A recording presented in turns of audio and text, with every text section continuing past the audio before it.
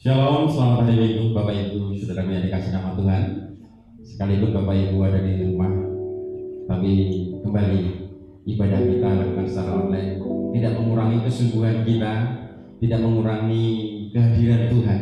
Jika kita mencari Dia dengan segenap hati, Tuhan berkenan hadir. Mari siapkan hati kita persembahkan pujian syukur kita.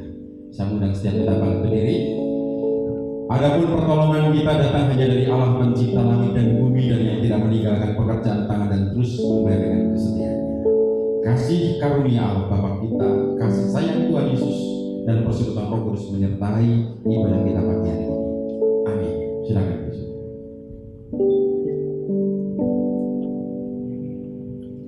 Shalom, selamat pagi para kekasih Tuhan. Pada pagi yang berbahagia ini, kita bersama-sama datang untuk kembali mengucap syukur, kembali mempersembahkan hidup kita semua, masing-masing di tempat kita masing-masing, di rumah kita. Kita mau menyatakan betapa Bapa sangat mengasihi kita semua. Bapa di surga sangat setia dan sangat mulia. Bapa di surga lah yang membuat kita tenang. Kita angkat pujian ini sebagai pujian dan pengagungan kita kepada Bapa. Puji namamu Tuhan. Terima kasih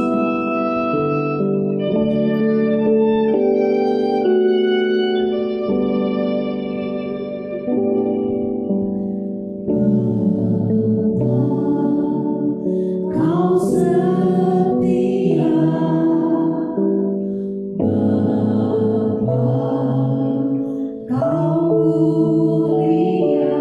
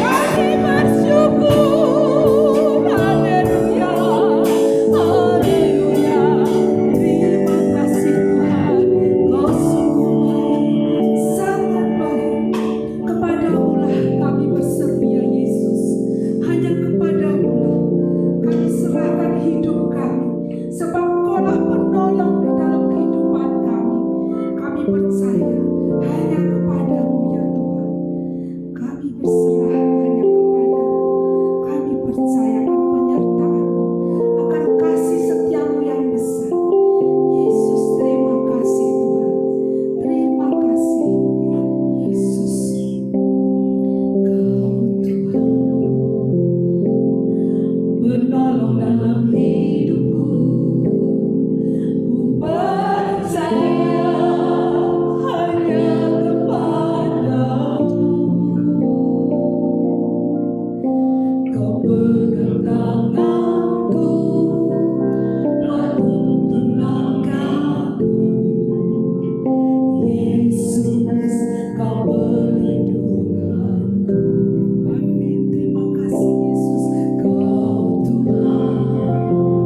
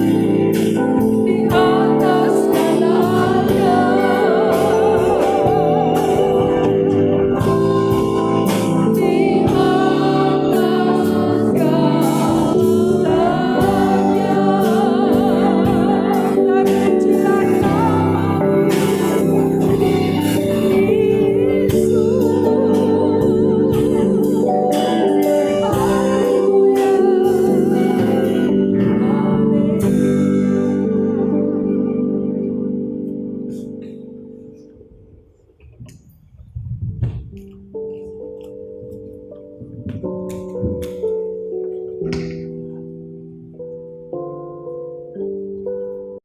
kami masih ada sampai saat ini Tuhan, itu semata-mata hanya karena kasih karunia-Mu, hanya semata-mata karena anugerah-Mu. Hidup mati kami, masa depan kami sepenuhnya ada di tangan Tuhan. Oleh karena itu Tuhan, pagi hari ini kami berserah, kami merendahkan diri di bawah kaki-Mu. Engkau yang berdaulat, Engkau yang berotoritas penuh atas hidup kami. Di tengah-tengah keadaan yang memberatkan bagi kami, Tuhan ada, Tuhan hadir.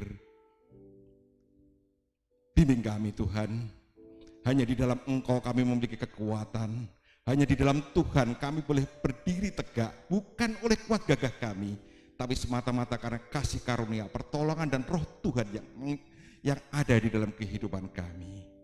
Terpujilah nama-Mu Tuhan. Sebentar kami akan belajar kebenaran firman Tuhan. Kami menyediakan hati kami Tuhan. Layakkan, kuduskan kami. Baik kami akan menyampaikan firman maupun umat Tuhan, jemaat Tuhan yang akan mendengarkan. Kiranya boleh mendapat pembelajaran, mendapat teguran, mendapat kabar baik dari Tuhan, apa yang harus kami perbuat. Nyatakan isi hati Tuhan, layakkan kami, ampuni dosa-dosa kami ya Tuhan. Terpujilah nama-Mu Tuhan, silahkan Tuhan berbicara kepada kami. Hanya di dalam nama Tuhan Yesus kami berdoa dan mengucap syukur. Amin. Shalom Bapak Ibu sekalian, saudara-saudara. Di hari Minggu yang indah ini, meski kita tidak dapat bersua secara langsung, kita tidak dapat bertemu secara langsung, tetapi di dalam ibadah ini, ibadah online, kita percaya kasih Tuhan, penyertaan Tuhan ada bersama dengan kita semuanya. Bagaimana keadaan saudara-saudara, Bapak Ibu sekalian? Apapun itu, Tuhan mengasihi Bapak Ibu saudara-saudara sekalian. Dia hadir, Dia menghiburkan, Dia ada dalam segala langkah, segala aktivitas kami. Gantungkan kepercayaan kita, gantungkan harapan kita hanya kepadanya. Dan Tuhan akan memberikan pengharapan, akan memberikan solusi yang terbaik di dalam kehidupan kita. Bapak Ibu, saudara-saudara yang dikasihi Tuhan, saat ini pandemi COVID-19 masih terus berlangsung dan kita tidak tahu sampai kapan ini akan berakhir. Tentunya karena ini merupakan pandemi global, kita sebagai anak-anak Tuhan juga terdampak. Perusahaan-perusahaan, lembaga-lembaga, usaha-usaha perorangan banyak yang kena dampaknya. Ada yang mengalami restrukturisasi, pembenahan, penataan ulang, bahkan sebagian ada yang rasionalisasi. Sebuah keadaan yang berat. Tetapi kehidupan anak-anak Tuhan, kita tidak berjalan sendiri. Kita ada roh Tuhan yang hidup di dalam kita. Kita berserah kepadanya. Kita mohon Tuhan hadir di dalam kehidupan kita. Bangun terus relasi yang indah bersama Tuhan. Lewat apa? Lewat kebenaran firman Tuhan. Inilah jawaban kehidupan kita. Gumuli terus. Dan Roh Kudus yang ada di dalam kehidupan kita akan memberikan solusi, akan memberikan jalan keluar di tengah-tengah keadaan yang berat sekalipun. Raja Daud, dia mengatakan Mazmur yang terkenal, Mazmur 23, dia membawa aku ke padang rumput yang hijau, ke air yang tenang. Tetapi tidak hanya segitu, juga melewati bayang-bayang maut, lembah kekelaman. Tetapi ketika kita menyerahkan diri, Tuhan beserta kita, Tuhan yang mengawal kita, maka segala sesuatu bisa kita lakukan dan kita bisa keluar sebagai pemenang. Bapak, Ibu, saudara-saudara yang dikasihi Tuhan, di dalam keadaan-keadaan seperti ini, jelas kita butuh pertolongan Tuhan. Jelas kita butuh berjalan bersama Tuhan. Oleh karena itu, cintai firman-Nya. Bangun relasi yang indah bersama Tuhan. Maka dari kebenaran firman Tuhan, kita akan banyak belajar, kita akan dituntun, kita akan diberi pengharapan. Minggu ini, tema kita adalah mencukupkan diri dalam segala keadaan. Mari sama-sama kita baca nats Alkitab kita dari kitab Filipi pasal yang keempat, ayat yang ke-12 dan ayat yang ke-13. Demikian firman Tuhan, aku tahu apa itu kekurangan dan aku tahu apa itu kelimpahan.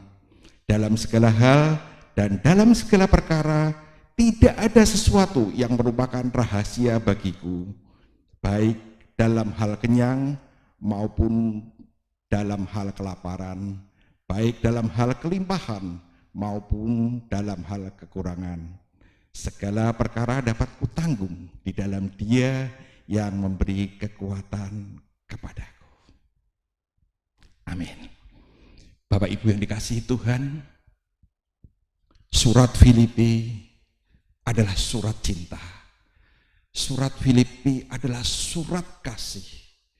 Surat Filipi adalah surat yang menggambarkan betapa relasi yang indah antara seorang pelayan Tuhan, antara seorang hamba Tuhan, antara seorang gembala Tuhan dengan jemaat yang dikasihinya, dengan jemaat yang dirindukannya. Ketika surat Filipi ditulis, Rasul Paulus berada di dalam penjara Roma. Jarak yang sangat jauh antara Roma dengan Filipi.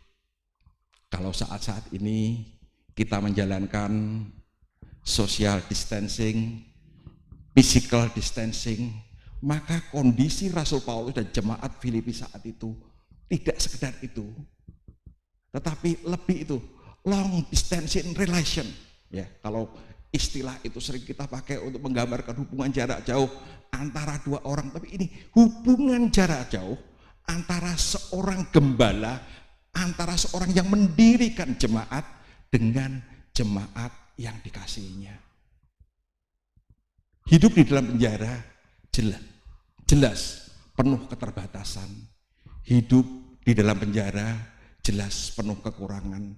Belum lagi jarak yang sekian panjang. Untuk mencapai Filipi sampai dengan Roma dibutuhkan waktu berbulan-bulan.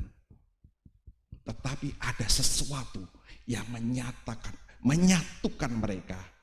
Bukan hanya hubungan batin yang indah, tetapi ada roh Allah, Roh Kudus yang boleh melampaui, mengatasi segala keadaan.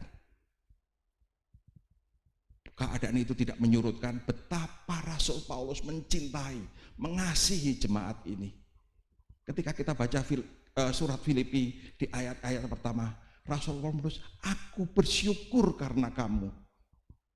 Aku bersuka cita di dalam doa-doaku karena kamu. Wow, betapa hubungan yang luar biasa ini. Tidak lagi dibatasi oleh keadaan, tidak lagi dibatasi oleh kesulitan, tetapi terus pembinaan demi pembinaan, hubungan antar mereka terjalin dengan luar biasa. Rasul Paulus di dalam penjara Roma tentunya memiliki banyak kekurangan-kekurangan, memiliki banyak kebutuhan-kebutuhan, dan rakyat jemaat Filipi sedemikian antusias, sedemikian peduli dalam kehidupan Rasul Paulus. Dia mengutus Epafroditus untuk datang ke Roma, untuk ikut melayani Rasul Paulus di dalam penjara, untuk memenuhi kebutuhan-kebutuhan Rasul Paulus. Kemudian Rasul Paulus juga mengutus Timotius untuk juga terus menguatkan, terus memberi semangat, memberi bimbingan-bimbingan rohani yang luar biasa.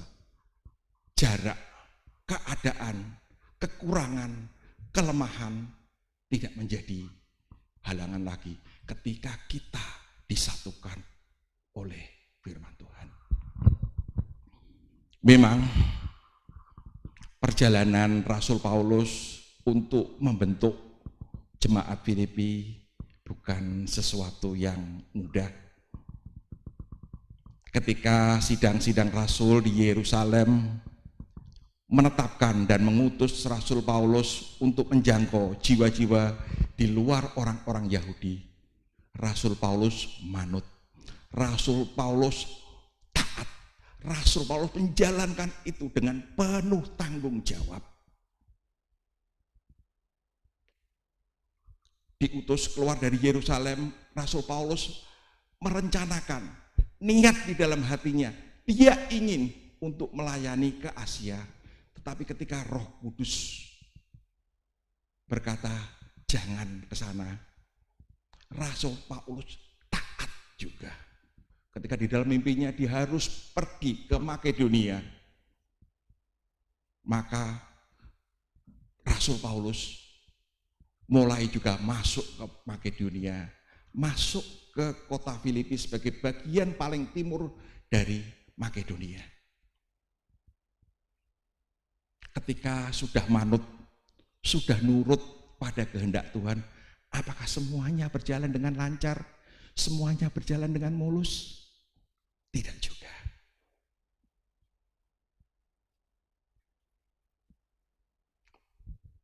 Penginjilan dilakukan, mukjizat-mukjizat dilakukan, banyak terjadi pertobatan, orang-orang diselamatkan. Tetapi setiap jalan yang kita lalui, sekali lagi iblis tidak pernah tinggal diam.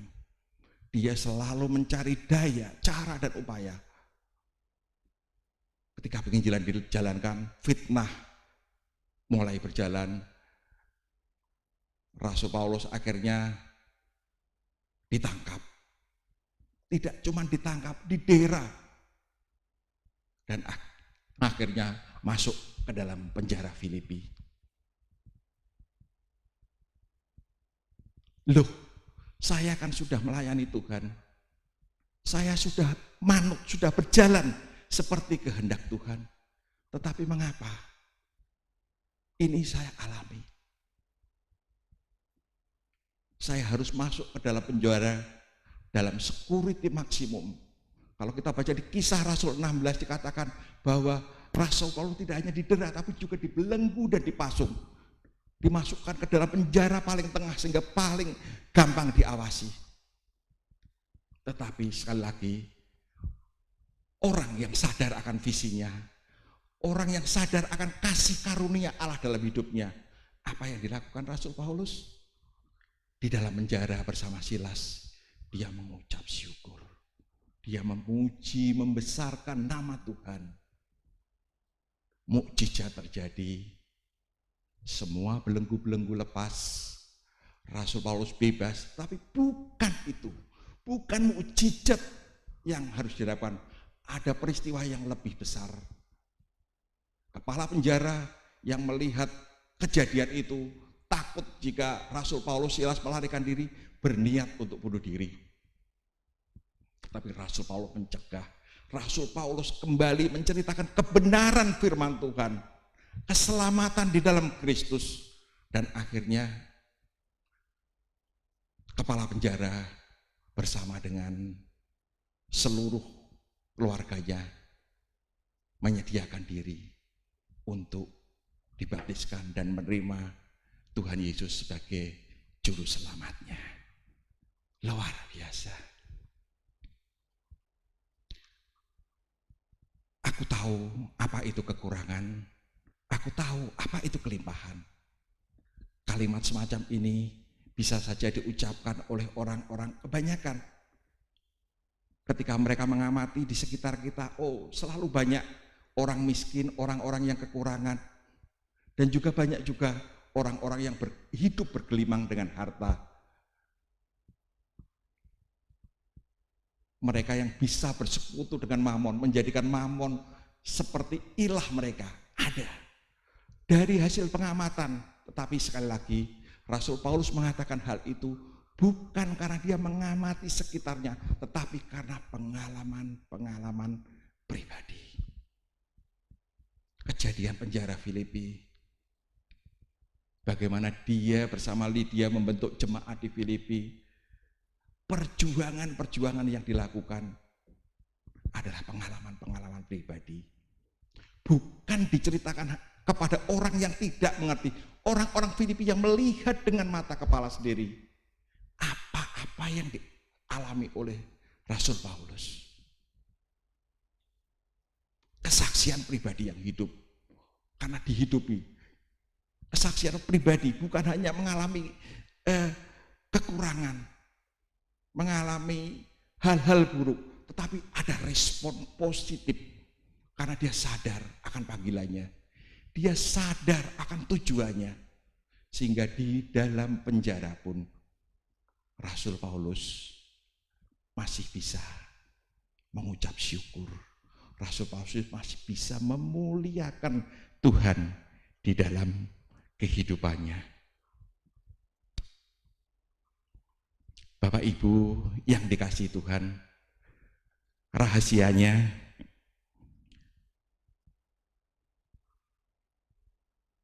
ada di dalam Filipi 4 ayat 13. Segala perkara dapat kutanggung di dalam Dia yang memberi kekuatan kepadaku. Bukan mengandalkan kekuatan sendiri, bukan berjuang dengan apa yang dimiliki, bukan berjuang dengan kepandaiannya sendiri. Oh, aku orang hebat, aku dipakai Tuhan. Bukan, tetapi Rasul Paulus mengandalkan Dia yang ada bersama dia. Segala perkara dapat kutanggung di dalam Dia yang memberi kekuatan kepadaku. Perjalanan Rasul Paulus tidak hanya sampai di situ. Dia hidup penginjilan, ditangkap, disesah, mengalami karam kapal dan lain-lain. Dan ketika dia ada di dalam penjara di Kaisaria, dia sempat memberikan kesaksian kepada Raja Agripa, Raja Herodes Agripa, Raja Yudea dan Samaria, Raja Israel, tentang siapa itu Yesus. Apa yang dikatakan Raja Agripa? Orang ini sebenarnya sudah dapat dibebaskan kalau dia tidak naik banding kepada Kaisar. Dan dalam perjalanan selanjutnya, ketika Rasul Paulus naik banding kepada Kaisar, kita tahu endingnya. Ternyata bandingnya ditolak dan Rasul Paulus dijatuhi hukuman mati. Loh, apakah Rasul Paulus salah mengambil keputusan? Raja Agripa mengatakan seharusnya orang ini sudah bisa dibebaskan seandainya dia tidak naik banding kepada Kaisar. Saat itu Israel ada di dalam penjajahan Romawi, dan Rasul Paulus itu sendiri adalah warga negara Romawi. Dia orang Yahudi, dia orang Farisi, tetapi dia juga warga negara Yahudi. Rasul Paulus mengambil haknya sebagai orang Romawi untuk naik banding kepada Kaisar. Tetapi ketika kita baca di Kisah Rasul ini, ketika dia harus bersaksi pada Raja Agripa, komentar Raja Agripa, seharusnya orang ini sudah bisa dibebaskan seandainya dia tidak naik banding kepada Kaisar. Jalan bersama Tuhan kadang melampaui pikiran kita. Ketika orang melihat, Rasul Paulus Mungkin salah langkah ketika dia harus naik banding. Seharusnya ketika dia merasa orang Yahudi diadili oleh orang Israel aja, Raja Israel, harusnya dia sudah bebas. Dia bisa meneruskan penginjilannya kemana-mana, dan lain-lain, dan lain-lain. Tetapi Allah yang punya rencana, mengetahui segala sesuatu jauh melampaui yang kita pikirkan, bahkan yang dipikirkan oleh Rasul Paulus sendiri. Dalam perjalanannya dari Kaisarea untuk sampai ke penjara Romawi. Dan ketika di dalam penjara sekalipun, lahirlah surat-surat yang luar biasa. Surat Filipi, surat Efesus, Kolose, Filemon. Surat-surat ini lahir dan ditulis dari dalam penjara. Kesaksian-kesaksian hidupnya, pengharapan-pengharapannya, memotivasi sekian banyak manusia lagi, ribuan tahun setelahnya. Surat-surat itu menjadi kekuatan dan menjadi bagian dari kitab suci yang kita percaya. 13 surat di dalam perjanjian baru adalah tulisan Paulus. Melampaui daya akal kita. Ternyata Tuhan memiliki rencana-rencana indah. Kematian Rasul Paulus di dalam penjara Romawi ketika dia dijatuhi hukuman mati tidak pernah sia-sia. Melahirkan ribuan jutaan pertobatan.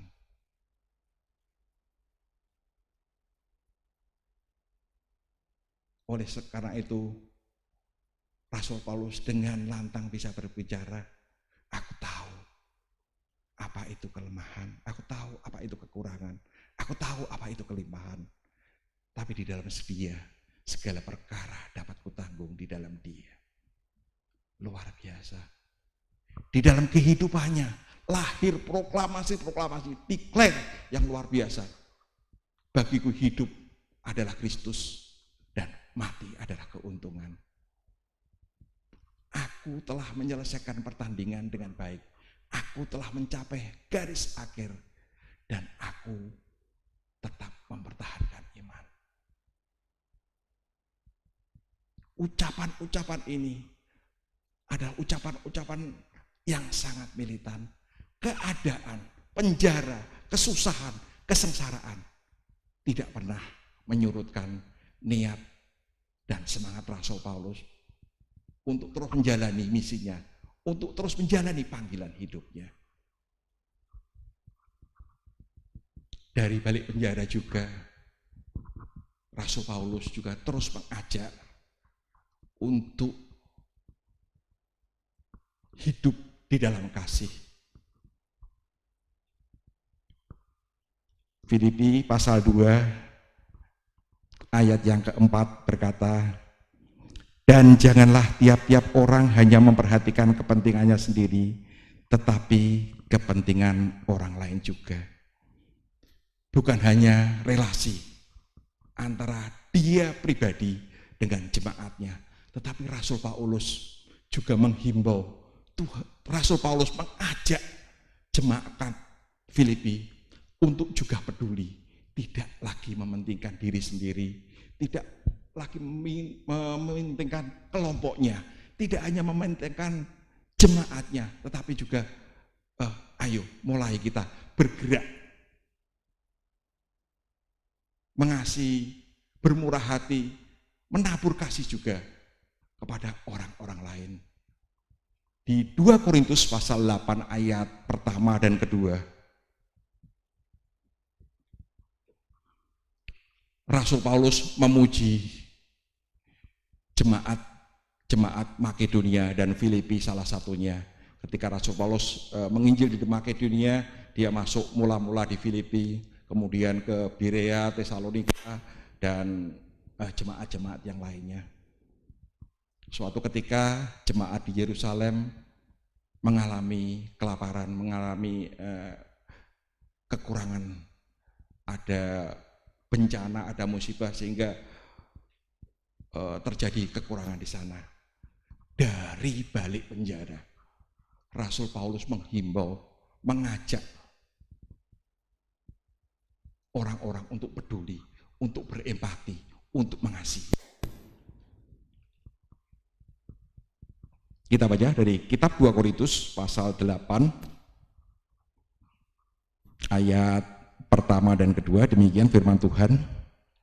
Saudara-saudara, kami hendak memberitakan kepada kamu tentang kasih karunia yang dianugerahkan kepada jemaat-jemaat di Makedonia. Selagi dicobai dengan berat dalam berbagai penderitaan, sukacita mereka meluap, dan meskipun mereka sangat miskin, namun mereka kaya di dalam kemurahan. Keadaan ternyata tidak langsung menyurutkan ketika kita hidup di dalam Tuhan, ketika roh Tuhan, roh kasih itu ada di dalam kita. Teladan yang diberikan oleh jemaat Filipi, jemaat-jemaat di Makedonia. Secara materi mereka tidak kaya, tetapi ketika ada jemaat yang lain kekurangan, dan ketika sang gembala, sang pelayan itu menghimbau mereka dengan antusias, mereka memberikan bantuan, mereka mau terlibat, dan itu dianggap sebagai kasih karunia Allah kepada mereka. Luar biasa. Dan itu memotivasi jemaat Korintus yang dalam surat ini, mereka lebih kaya, mereka lebih makmur dibanding dengan jemaat Filipi. Dan kesatuan di dalam tubuh Kristus memang harus terus diupayakan. Saat-saat pandemi seperti ini, ada begitu banyak orang-orang yang kekurangan. Ada begitu banyak lembaga-lembaga sosial yang kesulitan untuk mengurus cash flow mereka, untuk mengurus keuangan mereka. Lebih-lebih gereja-gereja Tuhan, ada gereja-gereja di pelosok, gereja-gereja yang kecil. Teladan yang diberikan oleh jemaat Filipi dan jemaat Makedonia pada umumnya, mereka peduli. Bagaimana dengan kita? Gereja harus terus berjalan. Ada full timer, ada diakonia yang harus terus disantuni, ada operasional lain yang, dan itu menjadi tanggung jawab kita bersama sebagai bagian dari tubuh Kristus untuk peduli, untuk bergandengan tangan.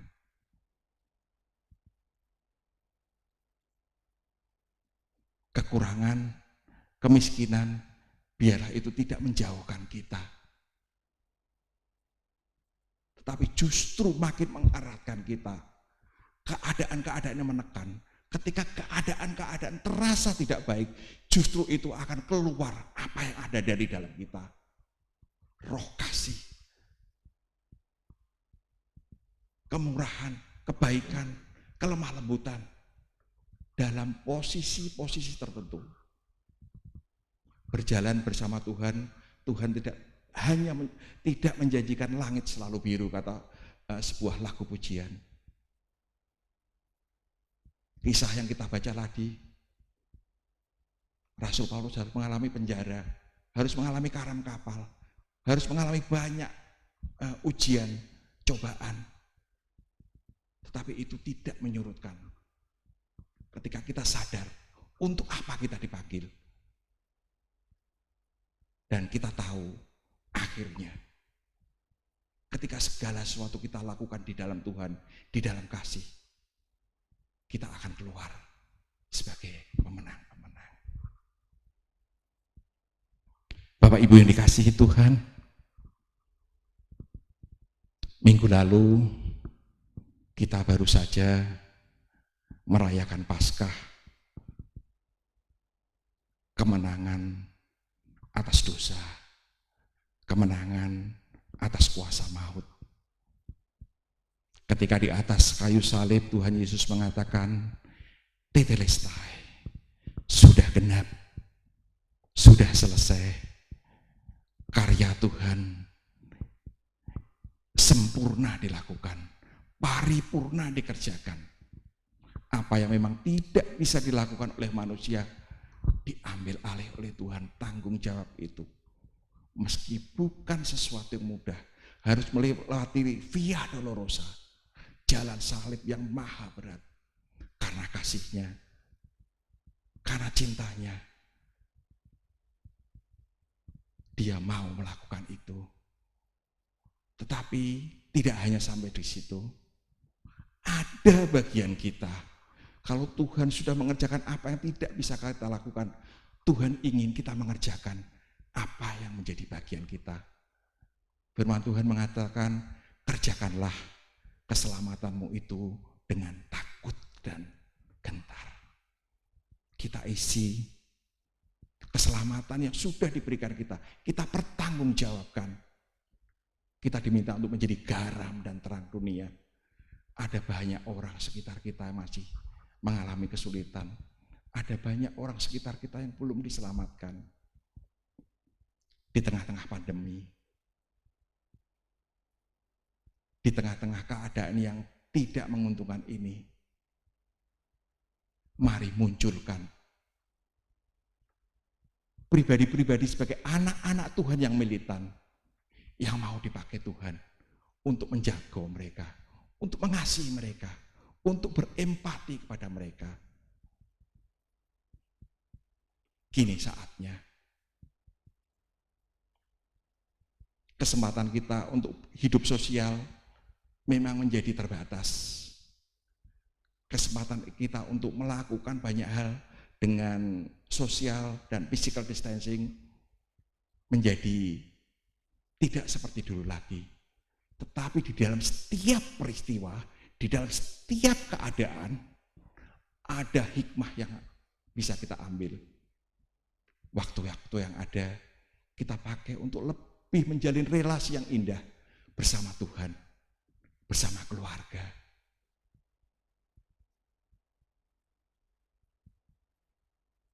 Pandemi, keadaan-keadaan yang kurang baik, kita jadikan kawah candra di muka kita. Kita jadikan pusdiklat kita di dalam kehidupan berkeluarga, di dalam hubungan kita, relasi kita dengan Tuhan, untuk makin baik, untuk makin erat. Kita lebih peduli, kita lebih mengasihi. Dan ketika keadaan ini berakhir, kita keluar seperti emas-emas yang dimurnikan, siap mengemban amanat agung, siap menjadi saksi-saksi Tuhan, sehingga nama Tuhan dipermuliakan. Maju terus di dalam Tuhan. Apapun keadaan kita, Tuhan peduli. Tuhan akan buka jalan. Cintai firman-Nya, dengar apa kata Roh Tuhan, Roh Kudus yang ada di dalam bimbingannya, nasihatnya, berjalan bersama Dia. Pandemi melahirkan jiwa-jiwa yang penuh kasih, jiwa-jiwa yang penuh empati. Keadaan ini memang harus dilawan, keadaan ini memang harus segera berakhir. Tetapi sekali lagi, kesempatan yang indah ini juga kita pakai kebersamaan di dalam keluarga. Kita patuhi nasihat pemerintah, kita patuhi nasihat-nasihat medis untuk menjaga jarak, untuk mengikuti kaidah-kaidah kesehatan yang dilakukan, dan sama-sama kita merendahkan diri agar keadaan ini boleh segera berakhir. Maju terus di dalam Tuhan, dan Tuhan memberkati. Saya rindu untuk menyanyikan sebuah lagu pujian. Mari tim musik, singer untuk maju ke depan.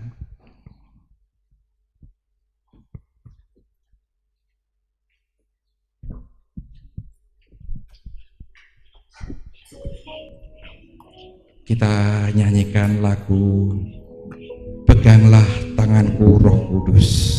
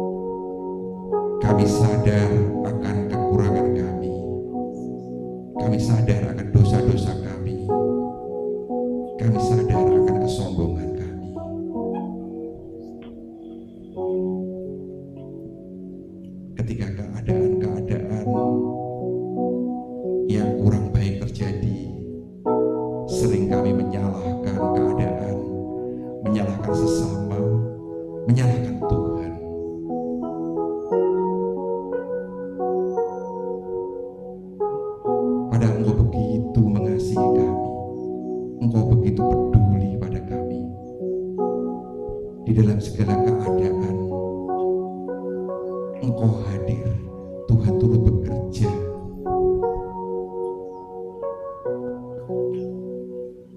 lewat keadaan ini Tuhan. Ajar kami untuk makin bertaut erat dengan Tuhan, mengandalkan Tuhan dalam segenap hidup kami, bahwa tanpa Tuhan, di luar Tuhan, kami tidak dapat berbuat apa-apa. Ajar kami juga untuk memiliki empati, memiliki kasih kepada mereka-mereka yang saat ini ada di dalam tekanan, mereka-mereka yang ada di dalam beban berat akibat pandemi ini Tuhan. Ajar juga kami di tengah keadaan ini boleh makin mencari Tuhan, mencari kehendak Tuhan atas hidup kami. Di tengah-tengah pandemi ini kami boleh makin mengasihi keluarga kami. Kami berfungsi secara maksimal, baik sebagai suami, sebagai istri, sebagai anak, sebagai keluarga.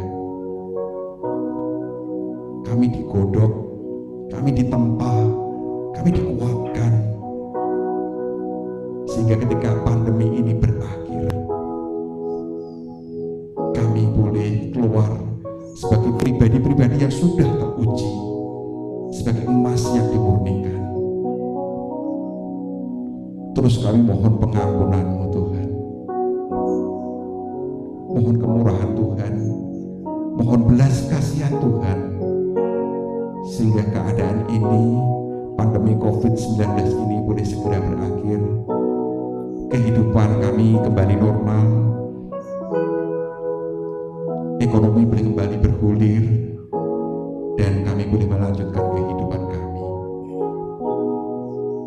Ajar kami peduli, ajar kami mengasihi sesama kami.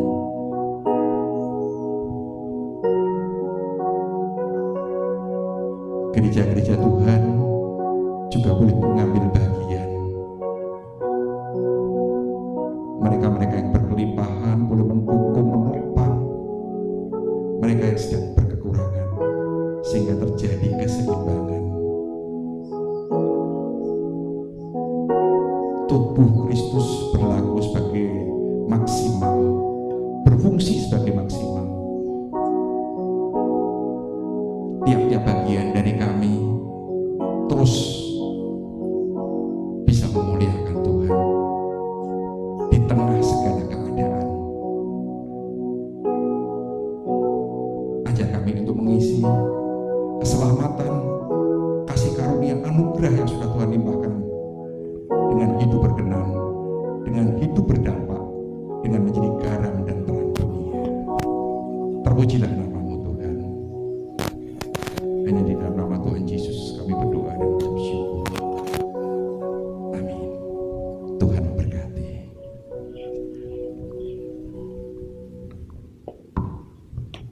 Puji Tuhan. Saya yakin dan percaya setiap kita diberkati oleh firman Tuhan pagi ini. Paulus dapat menghadapi segala situasi. Dan saya yakin dan percaya setiap kita, orang-orang yang telah menerima kuasa kebangkitan Tuhan, kita pun dimampukan menghadapi segala situasi, termasuk situasi yang sekarang sedang terjadi di tengah-tengah kita.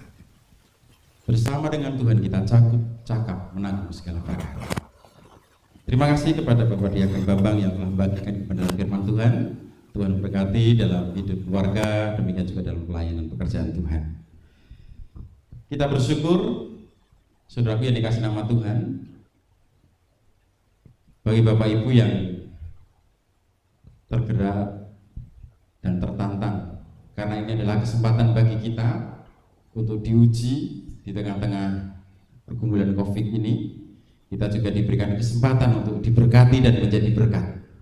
Bapak Ibu jika tergerak untuk berpartisipasi atau mendukung atau memberkati mereka yang saat ini mungkin sedang terkena atau istilahnya terdampak dengan bantuan, mungkin nanti bisa disalurkan melalui diakoni yang gereja kita untuk kepada mereka yang benar-benar membutuhkan.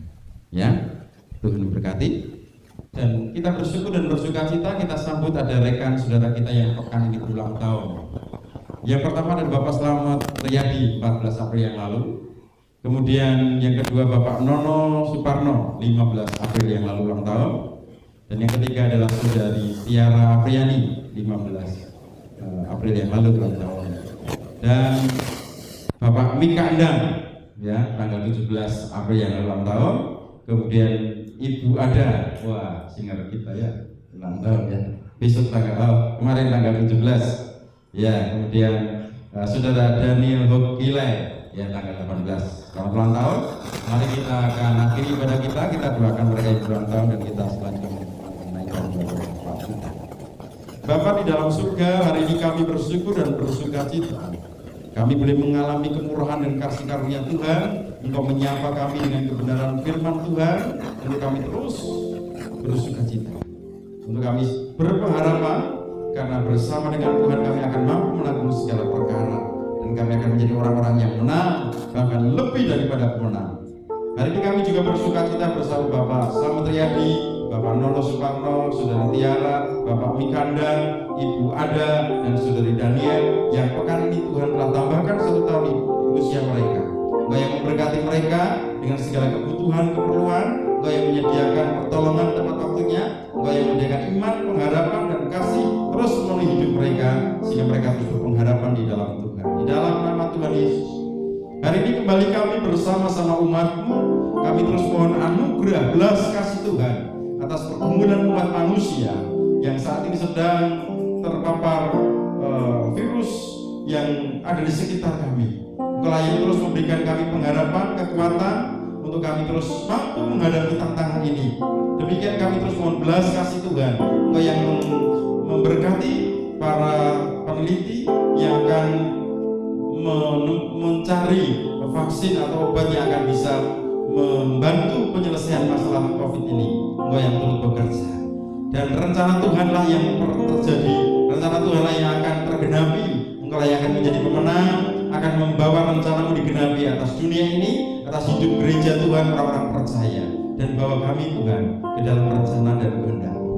Terima kasih Bapa. Memberkati pemerintah kami, diberikan hikmat kebijaksanaan dalam mengatur segala sesuatu yang ada di bangsa ini, secara khusus dalam menangani pandemi corona dan juga dalam mengatasi segala pergumulan sosial masyarakat. Engkau memberikan kecakapan, memberikan hikmat, dan Engkau yang mencukupkan. Terima kasih Bapak. Kami juga berdoa untuk saudara-saudara kami yang hari ini sakit, mereka yang membutuhkan anugerah dan berkat Tuhan. Engkau yang terus memberi kekuatan, keteguhan hati, iman, pengharapan kepada Tuhan, untuk mereka berpengharapan bahwa Engkau sang penyembuh, Yehova Rafa, yang menyembuhkan setiap anak-anak-Mu yang berharap kepada Tuhan. Terima kasih. Di dalam nama Tuhan Yesus Kristus, kami juga berdoa untuk setiap anak-anak yang mengalami pergumulan ekonomi di tengah-tengah pandemi corona ini. Mereka mungkin mengalami pengurangan penghasilan, mereka bahkan mungkin kehilangan pekerjaan mata pencarian. Engkau yang terus menyertai dengan pengharapan. Demikian Engkau yang memakai anak-anak-Mu, gereja untuk menjadi alat kemuliaan-Mu, untuk menjadi kesaksian sehingga kehadiran terang gereja Tuhan, terang Kristus itu nyata melalui kehadiran kami. Terima kasih Tuhan. Dalam nama Tuhan Yesus kami berdoa. Bapak Ibu Saudaraku yang dikasihi nama Tuhan, setelah kita berbakti, mari kita pulang dan terimalah berkat Tuhan. Tuhan memberkati engkau dan melindungi engkau. Tuhan menyinari engkau dengan wajah-Nya dan memberikan engkau kasih karunia. Tuhan menghadapkan wajah-Nya kepadamu dan memberikan engkau damai sejahtera sekarang sampai selama-lamanya. Amin.